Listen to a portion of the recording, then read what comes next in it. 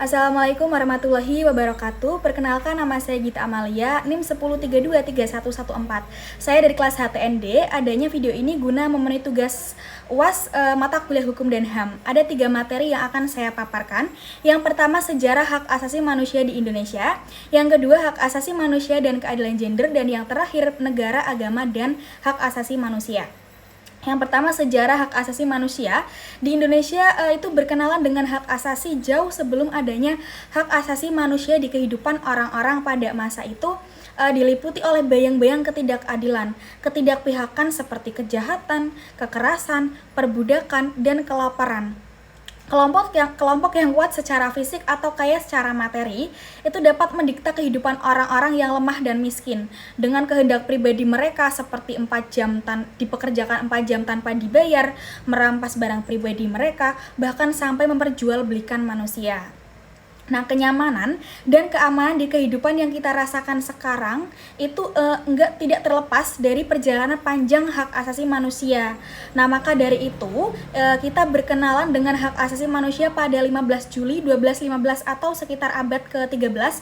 Di Inggris muncullah Piagam Magna Carta yang disebut sebagai tonggak awal perjuangan. Hak asasi manusia itu selain deklarasi kemerdekaan di Amerika Serikat pada 4 Juli 1776 juga menyatakan bahwa manusia itu diciptakan sama sederajat oleh penciptanya. Nah, oleh karena itu semua manusia dianugerahi oleh hak kehidupan, kemerdekaan, kebebasan yang tidak dicatat atau dicabut oleh siapapun. Kemudian pada tahun 1947 UNESCO itu membentuk sebuah komite yang dipimpin oleh para intelektual, filsuf, dan ilmuwan politik untuk memfasilitasi penyusunan universal Declaration of Human Rights pada 10 Desember 1948 PBB. Mengesahkan Universal Human of Rights berisi 30 pasal untuk melindungi setiap individu di seluruh negara atas hak asasi manusia. Pada 30 pasal itu dideklarasikan sebagai Hari HAM sedunia. Nah, lalu bagaimana sih dengan HAM di Indonesia? Sejarah manusia mengalami kemajuan seperti dibentuknya Komnas HAM dan diwujudkannya dalam Undang-Undang Republik Indonesia Nomor 39 Tahun 1999 tentang hak asasi manusia yang menyebutkan bahwa hak asasi manusia adalah seperangkat hak yang melekat pada hakikat atau keberadaan manusia sebagai makhluk Tuhan yang Maha Esa. Itu merupakan anugerahnya yang wajib dihormati, dijunjung tinggi, dan dilindungi oleh negara.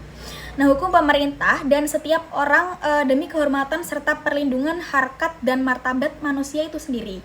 Nah, jadi dengan adanya hak asasi manusia itu kita memiliki kesempatan yang sama untuk siapapun tanpa memandang kekayaan, jabatan, warna kulit, atau agama, suku, negara untuk hidup mendapatkan keamanan, pekerjaan, hukum, pendidikan, akses kesehatan, dan yang lainnya.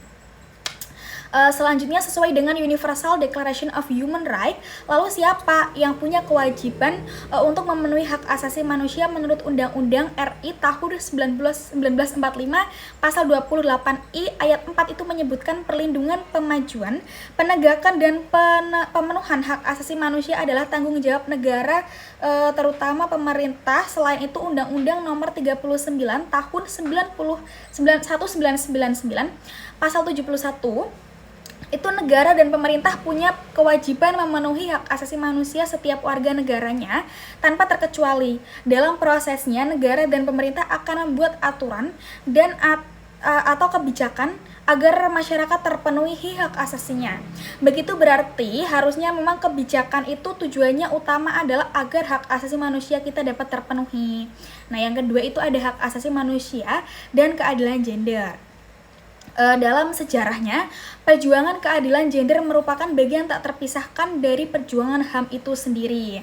Seperti organisasi internasional seperti PBB, itu telah merumuskan sebagaimana instrumen hukum internasional untuk memperjuangkan kesetaraan gender, seperti Convention on the Elimination of All Forms of Discrimination atau CEDAW. Itu konvensi ini menuntut negara-negara untuk menghapus diskriminasi terhadap perempuan dalam bidang hukum, sosial, budaya, dan politik.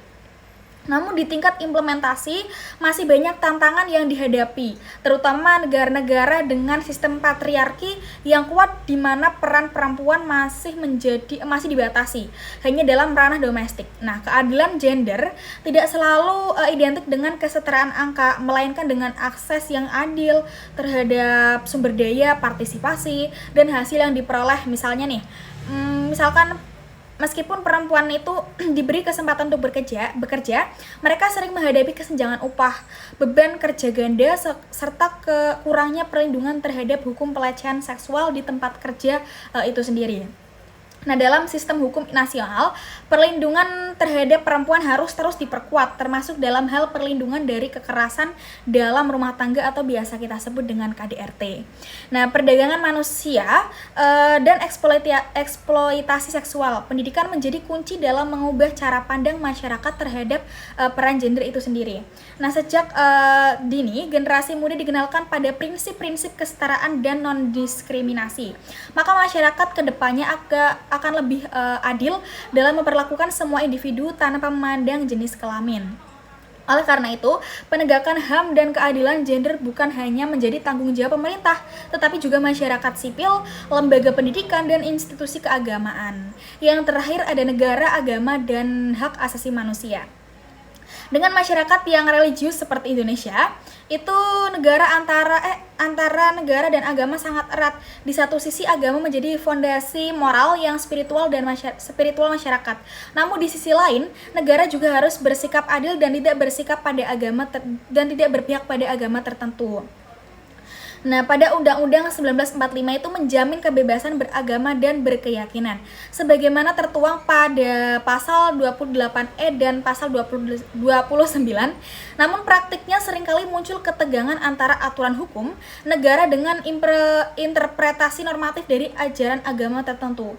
Ketika negara terlalu condong pada tafsir mayoritas agama, hal ini berpotensi melanggar hak-hak kelompok minoritas, baik yang berbeda agama maupun yang berbeda interpretasi dalam satu agama.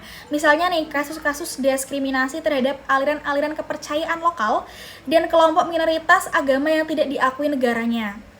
Dalam konteks ini dituntut untuk hadir sebagai penjamin kebebasan, bukan sebagai pelaku eksklusi. Peran agama dalam mendukung nilai-nilai HAM seharusnya bisa menjadi kekuatan transformatif. Banyak nilai-nilai keagamaan seperti kasih sayang, keadilan, penghormatan terhadap sesama sebenarnya selaras dengan prinsip hak asasi manusia itu sendiri. Oleh karena itu, dialog antara pemuka agama, negara, dan masyarakat sipil sangat penting untuk mendorong tafsir agama yang progresif dan inklusif. Tafsir agama itu tidak boleh menjadi alat kekuasaan yang membatasi kebebasan individu, terutama dalam hal berpikir, berkeyakinan, dan berpendapat. Nah, penting pula juga nih dipahami bahwa negara modern harus memisahkan antara kebijakan publik dengan dogma keagamaan yang universal. Nah, hukum negara harus berdiri atas prinsip keadilan, kemanusiaan, rasionalitas, bukan semata-mata pada kehendak moral, tapi satu kelompok agama dalam sistem demokrasi. Hak setiap warga negara terlepas dari latar belakang kepercayaannya itu harus dilindungi secara setara, ya. Jadi tidak karena negara justru menjadi sumber pelanggaran hak asasi manusia itu sendiri. Nah, mungkin itu saja yang dapat saya sampaikan. Wassalamualaikum warahmatullahi wabarakatuh.